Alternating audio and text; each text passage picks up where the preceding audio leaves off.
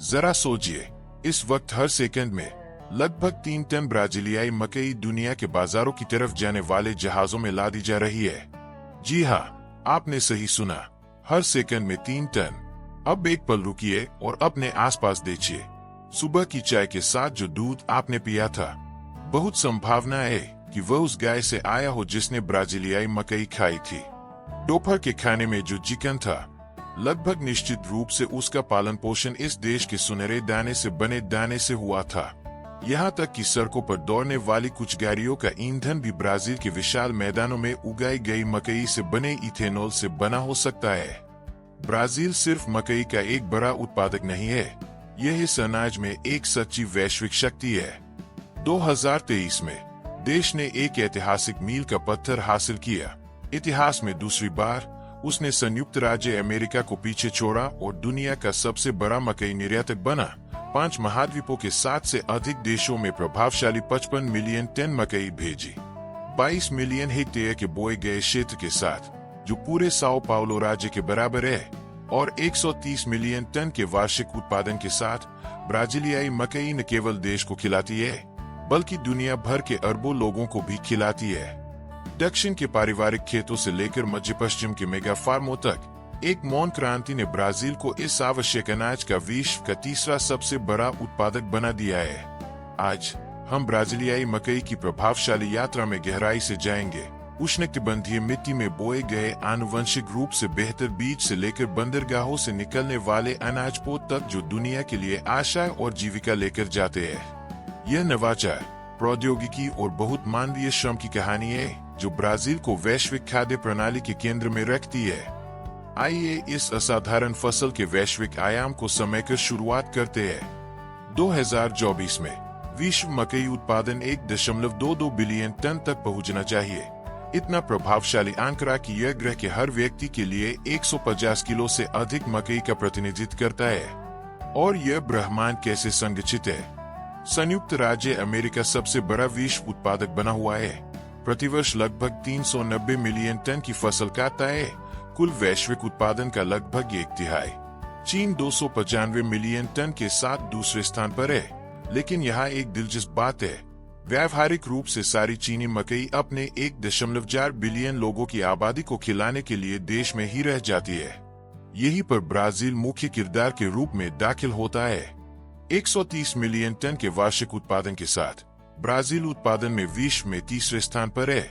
लेकिन यहाँ सफलता का रहस्य है, ब्राजील वह देश है जो अंतर्राष्ट्रीय बाजार के लिए सबसे अधिक मकई आवंटित करता है, जबकि अन्य बड़े उत्पादक अपना अधिकांश हिस्सा आंतरिक रूप से खपत करते हैं। ब्राजील अपनी आबादी को खिलाने और फिर भी निर्यात के लिए प्रभावशाली अधिशेष बचाने का कमाल करता है। लेकिन ब्राजीलियाई मकई को दुनिया की नजर में इतना खास क्या बनाता है? जवाब प्राकृतिक और मानवीय कारकों के सही संयोजन में है। देश का उष्णकटिबंधीय और उपोष्णकटिबंधीय क्षेत्र आदर्श जलवायु परिस्थितियां प्रदान करता है, जिसमें 15 से 35 डिग्री सेल्सियस के बीच तापमान होता है। बिल्कुल वही रेंज जो मेक्सिको की मूल निवासी इस पौधे की पसंदीदा है। वर्ष के अधिकांश भाग में अच्छी तरह से वितरित बारिश के अलावा ऐसी मिट्टी जो एक बार सुधारी जाने पर असाधारण उर्वरता प्रकट करती है, और कुछ ऐसा जो कुछ देश ही दे सकते हैं। एक ही क्षेत्र में साल में 2 फसलें उगाने की संभावना।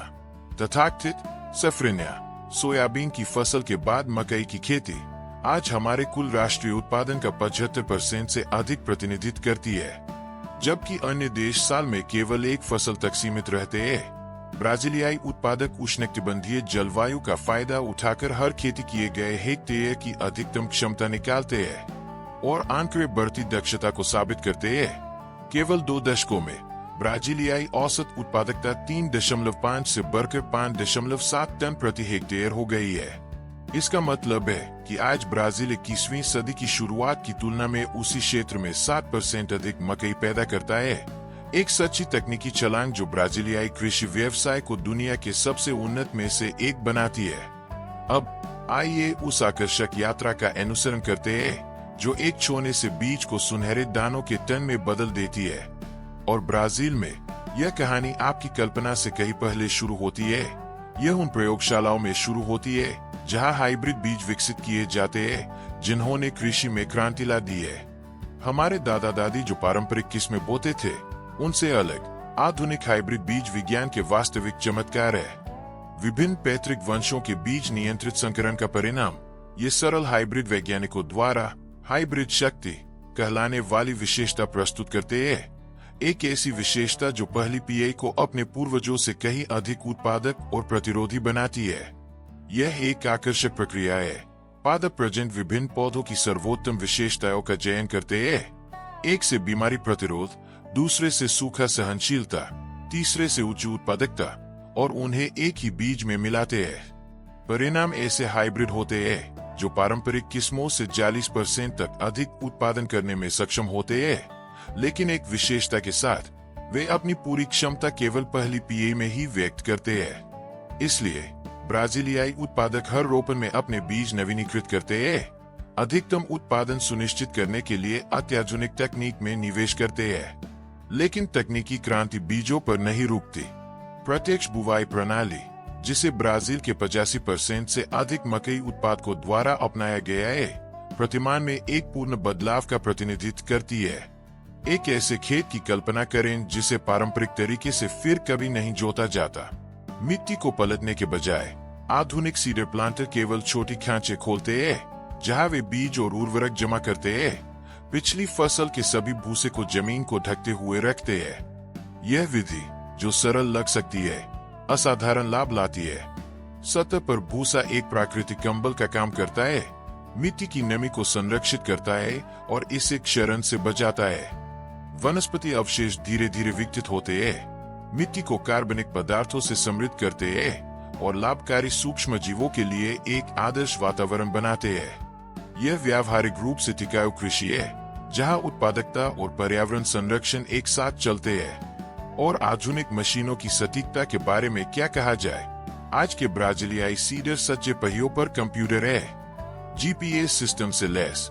वे हर बीज को बिल्कुल वही रख सकते हैं जहां होना चाहिए। पौधों के बीच आदर्श दूरी का सम्मान करते हुए इलेक्ट्रॉनिक मॉनिटर वास्तविक समय में बीज और उर्वरक के वितरण को ट्रैक करते हैं। किसी भी अनियमितता के बारे में ऑपरेटर को चेतावनी देते हैं। यह कृषि पर लागू लगभग सर्जिकल सटीकता है। पंक्तियों के बीच की दूरी भी विकसित हुई है। जबकि पारंपरिक रूप से पंक्तियों के बीच 90 सेंटीमीटर का उपयोग किया जाता था, आज कई उत्पादक 45 से 7 सेंटीमीटर की छोटी दूरी अपनाते हैं। यह बदलाव क्षेत्र में पौधों के अधिक समान वितरण, सूर्य की रोशनी और पानी का बेहतर उपयोग और मिट्टी की तेज छायांकन के माध्यम से खरपतवारों का अधिक कुशल नियंत्रण की अनुमति देता है। फसल के विकास के दौरान तकनीक उपस्थित रहती है। ड्रोन खेतों के ऊपर उड़ते हैं, उच्च रिजोल्यूशन की तस्वीरें लेते हैं, जो मानवीय आंख के लिए अदृश्य पौधों के स्वास्थ्य में बदलाव को प्रकट करती है। खेत में वितरित सेंसर लगातार मिट्टी की नमी, तापमान और अन्य महत्वपूर्ण मापदंडों की निगरानी करते हैं। यह वह है जिसे हम सटीक कृषि कहते हैं। खेत के हर हिस्से को उसकी विशिष्ट आवश्यकताओं के अनुसार उपचार करना। लेकिन इस सारी तकनीक के पीछे हमेशा मौलिक मानवीय तत्व होता है। आज का ब्राजीलियाई ग्रामीण उत्पादक एक पारंपरिक किसान से कहीं अधिक है। वह एक तकनीकी प्रबंधक है जो वनस्पति आनुवंशिकी से लेकर अंतर्राष्ट्रीय बाजारों तक सब कुछ पर महारत रखता है। ये ऐसे पेशेवर है जो फसलों के विकास को देखने के लिए सूरज से पहले जागते हैं, जो क्षेत्र की नवाचारों के साथ अपडेट रहने के लिए लगातार अध्ययन करते हैं, जो वैज्ञानिक डेटा और संचित अनुभव के आधार पर जटिल निर्णय लेते हैं।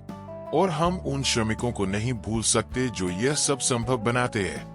रोपाई के दौरान विशेष टीमें उन कौशलों से परिष्कृत मशीनों का संचालन करती है जो उन्हें खेत में जन्मे लोगों की तरह है। मैकेनिक यह सुनिश्चित करते हैं कि हर उपकरण महत्वपूर्ण क्षण में पूर्ण रूप से काम करे। कृषि तकनीशियन पौधों के विकास को ट्रैक करते हैं, समस्याओं को गंभीर बनने से पहले ही पहचानते हैं। यह ऐसा काम है जिसमें ज्ञान, समर्पण और धरती से प्रेम की आवश्यकता होती है। लगभग 120 दिन की गहन देखभाल के बाद हर उत्पादक द्वारा सबसे अधिक प्रतीक्षित क्षण आता है, फसल काटना। यह तब होता है जब महीनों की योजना, निवेश और मेहनत ठोस वास्तविकता में बदल जाती है। सुनहरे दानों के टन जो दुनिया को खिलाएंगे। लेकिन सटीक क्षण कैसे पता करे? प्रकृति कई संकेत देती है और अनुभवी उत्पादक उन्हें एक खुली किताब की तरह पढ़ना सीखते हैं। पहला संकेतक दृश्य है। पौधे स्वाभाविक रूप से पीले होना शुरू करते हैं, पत्तियां सूख जाती है और बूटे नीचे की ओर झुकते हैं, जैसे कि अपना मिशन पूरा करने के बाद प्रणाम कर रहे हो। मकई के बाल, वे रेशमी धागे जो बूटे से निकलते हैं, गहरे हो जाते हैं और पूरी तरह सूख जाते हैं। लेकिन विज्ञान कुछ भी संयोग पर नहीं छोड़ता। पोर्टेबल नमी मापने वाले उपकरण दानों में पानी की मात्रा की जांच करते हैं। आदर्श बिंदु 14% से 18% नमी के बीच होता है। बहुत जल्दी काटने का मतलब है नम दाने जो भंडारण में खराब हो सकते हैं। बहुत देर से काटने का मतलब हो सकता है कि दाने बूटे से गिर जाए या कीड़ों का हमला हो। जब समय आता है तो आधुनिक कृषि के सबसे प्रभावशाली शो में से एक का प्रवेश होता है, विशाल हार्वेस्टर। ये भव्य मशीनें, जिनमें से कुछ का मूल्य $3,59,712 से अधिक है, वास्तविक मोबाइल कारखाने हैं जो प्रति घंटे 50 टन तक मकई प्रोसेस करने में सक्षम है। यह देखना आकर्षक है कि वे कैसे काम करते हैं। सामने का प्लेटफॉर्म पौधों को काटता है और मशीन के अंदर भेजता है, जहां एक थ्रेशिंग सिस्टम दानों को बूटे से अलग करता है, चलनी अशुद्धियों को हटाती है और ब्लोअर भूसे को हटाते हैं। जबकि यह होता है, साफ दाने ग्रेन टैंकरों में जमा होते हैं जो हार्वेस्टर के साथ चलते हैं, एक समकालिक नृत्य में जो ग्रामीण कोरियोग्राफी की तरह लगता है। अनुभवी ऑपरेटर इन मशीनों को मिलीमीटर की सटीकता के साथ नियंत्रित करते हैं, नुकसान को कम करने और दानों की गुणवत्ता बनाए रखने के लिए गति और कॉन्फ़िगरेशन को लगातार समायोजित करते हैं। दक्षता प्रभावशाली है। एक आधुनिक हार्वेस्टर एक दिन में उतनी फसल काट सकता है जितनी ग्रामीण श्रमिकों की एक टीम मैन्युअल रूप से सप्ताह लगाती। लेकिन यह मानवीय तत्व के महत्व को कम नहीं करता, बल्कि यह आवश्यक विशेषज्ञता के स्तर को बढ़ाता है। आज का हार्वेस्टर ऑपरेटर एक अत्यधिक योग्य तकनीशियन है जिसे मैकेनिक, इलेक्ट्रॉनिक्स, कृषि विज्ञान और रसद को समझने की आवश्यकता होती है। और फसल काटना केवल एक मैकेनिकल ऑपरेशन नहीं है, यह तीव्र भावना का एक क्षण भी है। ग्रामीण उत्पादक के लिए हार्वेस्टर के टैंक में पहले दाने गिरते देखना बच्चे के पहले कदम देखने जैसा है। वहाँ महीनों के काम, निवेश और आशा का परिणाम है। यह वह क्षण है जब ली गई जोखिमें जीती गई वास्तविकता में बदल जाती है। दिलचस्प बात यह है कि ब्राजील की साल में 2 बड़ी फसलों की विशेषता है। मुख्य फसल जो वसंत में बोई जाती है और गर्मियों में काटी जाती है, पारंपरिक रूप से दक्षिण और दक्षिण पूर्व क्षेत्रों में केंद्रित है। प्रसिद्ध सफ्रेनिया जो सोयाबीन की फसल के बाद बोई जाती है और शरद ऋतु सर्दी में काटी जाती है, मध्य पश्चिम में हावी है और आज राष्ट्रीय उत्पादन का अधिकांश हिस्सा दर्शाती है। इसका मतलब है कि व्यावहारिक रूप से साल भर ब्राजीलियाई क्षेत्र में कहीं न कहीं मकई की फसल काटी जा रही होती है। और नुकसान, हर उत्पादक जानता है कि फसल काटने में शून्य नुकसान असंभव है, लेकिन तकनीक ने इन आंकड़ों को काफी कम कर दिया है। आधुनिक हार्वेस्टर अच्छी तरह से समायोजित और अनुभवी पेशेवरों द्वारा संचालित नुकसान को 2% से नीचे रख सकते हैं। यह अंतर्राष्ट्रीय स्तर पर उत्कृष्ट माना जाने वाला सूचकांक है। अब खेत छोड़ने के बाद मकई की अविश्वसनीय यात्रा को देखिए। ताजी करी हुई दाने एक सच्चे औद्योगिक महाकाव्य पर निकलती है जो उन्हें सैकड़ों विभिन्न उत्पादों में बदल देता है। पशुओं को खिलाने वाले चारे से लेकर हमारे वाहनों को चलाने वाले इथेनॉल तक। पहला गंतव्य साइलो और गोदाम है। प्रभावशाली संरचनाएं जो ब्राजीलियाई अंतर्देशीय के परिदृश्य को सुशोभित करती है। कंक्रीट और स्टील के ये दिग्गज केवल डिपो नहीं है, ये उच्च तकनीक के केंद्र है जहां मकई कठोर सफाई और वर्गीकरण प्रक्रियाओं से गुजरती है। ब्लोअर मशीनें पत्तियों और मकई के छिलकों के टुकड़ों जैसी अशुद्धियों को हटाती है। चलनी दानों को आकार और घनत्व के अनुसार वर्गीकृत करती है और इलेक्ट्रॉनिक डिटेक्टर विदेशी सामग्री की पहचान और उन्मूलन करते हैं। गुणवत्ता नियंत्रण निर्दयी है। विशेष प्रयोगशालाएं हर बैच का विश्लेषण करती है, नमी, माइकोटॉक्सिन की उपस्थिति, पोषण मूल्य और दर्जनों अन्य मापदंडों की जांच करती है। केवल वे दाने जो सबसे कठोर अंतर्राष्ट्रीय मानकों को पूरा करते हैं प्रसंस्करण के अगले चरण में जाते हैं। यही पर औद्योगिकरण का वास्तविक जादू शुरू होता है। सारी ब्राजीलियाई मकई का लगभग 65% पशु आहार के लिए जाता है। गाय, सुअर, पक्षियों और मछलियों के लिए चारे का ऊर्जा आधार बनता है। प्रक्रिया परिष्कृत है। दाने गंतव्य पशु के अनुसार विभिन्न ग्रेन्युलेशन में पिसे जाते हैं। पक्षियों के लिए बारीक, मवेशियों के लिए मोटे। विशेष पोषण विशेषज्ञ संतुलित चारे तैयार करते हैं। मकई को प्रोटीन स्रोतों, विटामिन और खनिजों के साथ हर प्रजाति और विकास चरण के लिए एक सटीक नुस्खे में मिलाते हैं। लेकिन मकई की बहुमुखता पशु आहार से कहीं आगे तक जाती है। आधुनिक शुष्क मिलिंग उद्योगों में दाने एक आकर्षक विघटन प्रक्रिया से गुजरते हैं। पहले उन्हें फिर से साफ और वर्गीकृत किया जाता है। फिर विशेष मशीनें जर्म, दाने का तेल वाला हिस्सा हटाती है और एंडोस्पर्म, स्टार्च से भरपूर हिस्सा अलग करती है। परिणाम विविध उत्पाद होते हैं। फुबा, मकई का आटा, कांजिका, टूटी हुई मकई, विरेरा, मकई के टुकड़े, फ्लेक्स और कई अन्य व्युत्पन्न जो रोजाना ब्राजीलियाई लोगों की मेज पर पहुंचते हैं। इस प्रक्रिया में हटाए गए जर्म को बर्बाद नहीं किया जाता। यह मकई तेल निकालने के लिए विशेष प्लांट में जाता है, जो एक उच्च मूल्य संवर्धित उत्पाद है जो मानव भोजन के साथ साथ कॉस्मेटिक और फार्मास्यूटिकल उद्योग में भी उपयोग किया जाता है। यह प्रभावशाली है। प्रोसेसिंग की गई हर 100 किलो मकई में से लगभग 5 किलो रिफाइंड तेल में बदल जाता है। गीली प्रसंस्करण में एक अधिक जटिल और परिष्कृत तकनीक, मकई को 24 से 48 घंटे तक सोडियम बाइसल्फाइड के साथ गर्म पानी में डुबोया जाता है, जिस प्रक्रिया को मैकेरेशन कहा जाता है।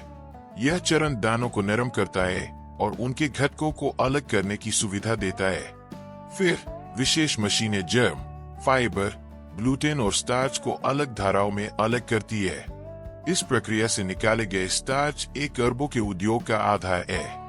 यह ग्लूकोज सिरप में बदल जाता है, एक प्राकृतिक स्वीटन जो शीतल पेय, मिठाइयों और औद्योगिक उत्पादों में उपयोग किया जाता है। नियंत्रित एंजाइमेटिक प्रक्रियाओं के माध्यम से यह फ्रुक्टोज सिरप बन सकता है, एक और भी मीठा और मूल्यवान स्वीटन।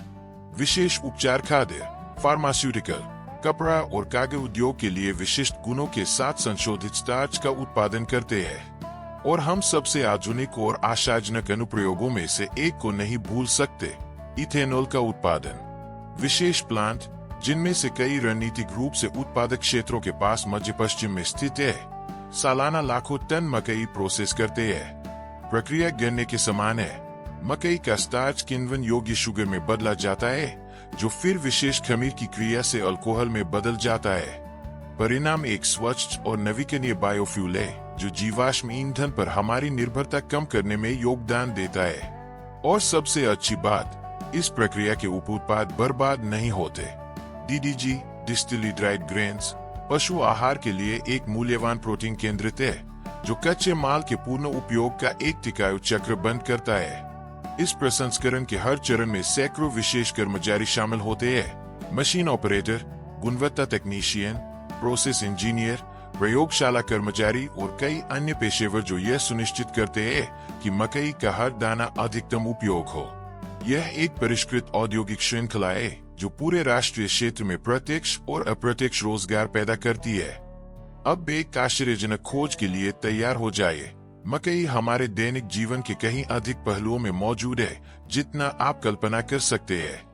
जब हम मकई के बारे में सोचते हैं तो तुरंत सुनहरे भुट्टे या सिनेमा के पॉपकॉर्न का ख्याल आता है, लेकिन सच्चाई यह है कि यह असाधारण अनाज आधुनिक अर्थव्यवस्था के सबसे बहुमुखी कच्चे माल में से एक में बदल गया है। आइए स्पष्ट से शुरू करते हैं, लेकिन कम महत्वपूर्ण नहीं, प्रत्यक्ष मानव भोजन। कांजिका, टूटी हुई मकई, पोलेंटा, फुबा, मकई का आटा और इसके व्युत्पन्न जैसे उत्पाद लाखों ब्राजीलियाई लोगों द्वारा प्रतिदिन खपत किए जाते हैं। पामोनिया, मकई का पारंपरिक व्यंजन, और उबली हुई मकई ऐसी पाक परंपराएं हैं जो पीढ़ियों को जोड़ती है, जबकि मकई के फ्लेक्स ने दुनिया भर में नाश्ते में क्रांति ला दी है।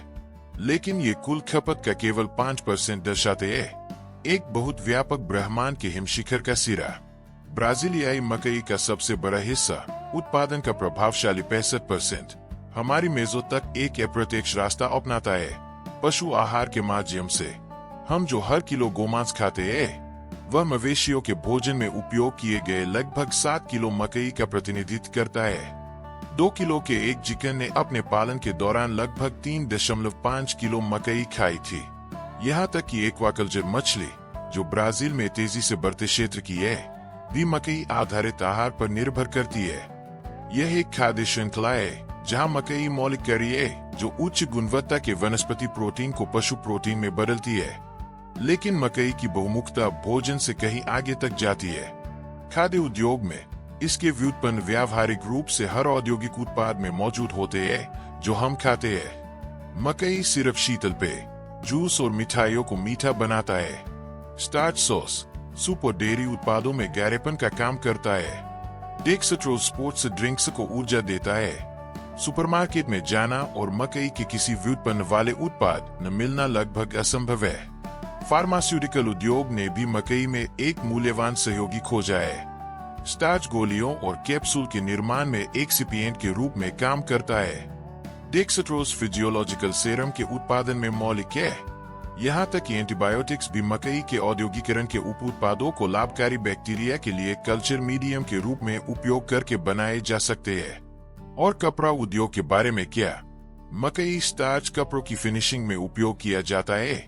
उन्हें अधिक मजबूती और बेहतर गुणवत्ता प्रदान करता है। कागज उद्योग उत्पादों की गुणवत्ता और स्थायित्व में सुधार के लिए मकई के व्युत्पन्न को चिपकने वाले और कोटिंग के रूप में उपयोग करता है। यहाँ तक कि कॉस्मेटिक्स में भी हमारे सुनहरे दाने से व्युत्पन्न तत्व हो सकते हैं। लेकिन शायद सबसे आधुनिक और रणनीतिक अनुप्रयोग बायोफ्यूल के उत्पादन में है।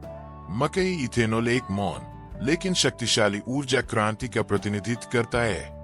मकई से उत्पादित हर लीटर इथेनॉल 1 लीटर जीवाश्म गैसोलीन की जगह लेता है, ग्रीन हाउस गैस उत्सर्जन को कम करता है और आयातित ईंधन पर हमारी निर्भरता घटाता है। यह हमारे खेतों से जन्मी स्वच्छ और नवीकरणीय ऊर्जा है। वर्तमान में 18 मकई इथेनॉल प्लांट ब्राजील में संचालित है, मुख्य रूप से गोयास और मातो ग्रोसो राज्यों में, जो सालाना लाखों टन प्रोसेस करते हैं, और 5 अन्य यूनिट निर्माणाधीन है जो इस क्षेत्र की वृद्धि क्षमता का संकेत देती है। दिलचस्प बात यह है कि इनमें से कई प्लांट फ्लेक्स वे गन्ने और मकई दोनों को प्रोसेस कर सकते हैं। साल भर उत्पादन बनाए रखने के लिए हर फसल की मौसमी उपलब्धता का फायदा उठाते हैं। आर्थिक दृष्टिकोण से उपयोग की यह विविधता ब्राजीलियाई उत्पादकों के लिए सुरक्षा और अवसर का प्रतिनिधित्व करती है।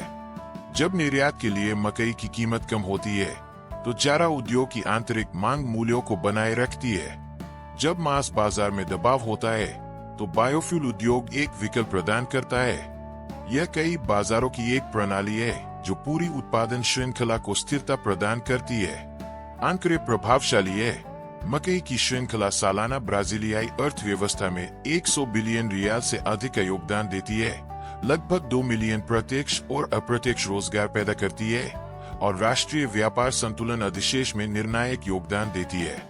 2024 में पिछले साल की तुलना में निर्यात में कमी के बावजूद ब्राजीलियाई मकई ने देश के लिए लगभग $8 बिलियन की विदेशी मुद्रा आय उत्पन्न की और यह आर्थिक में क्षेत्रीय विकास में तब्दील होता है।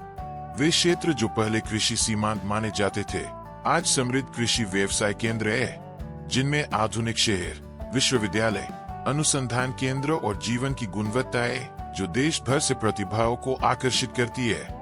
मकई इस असाधारण रूपांतरण के इंजनों में से एक था। यदि आप ब्राजील के मक्का की दुनिया से प्रभावित हुए हैं तो हमें दिखाने के लिए अपना लाइक दे कि यह कंटेंट आपके लिए मूल्यवान था।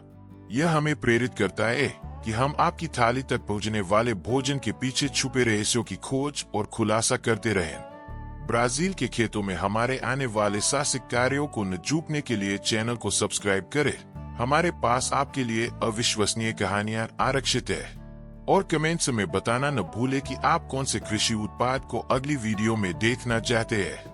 आपका सुझाव विश्व कृषि के आकर्षक पर्दे के पीछे की हमारी अगली यात्रा का विषय हो सकता है। अगली बार मिलने तक, और याद रखें, जब भी आप किसी भी भोजन का स्वाद लेते हैं तो उसके पीछे विज्ञान, प्रौद्योगिकी और मानवीय मेहनत की एक असाधारण कहानी होती है। ब्राजील को इस कहानी को हर दिन कहने का सौभाग्य प्राप्त है। गुणवत्ता, स्थिरता और बहुत गर्व के साथ दुनिया को भोजन प्रदान करता है।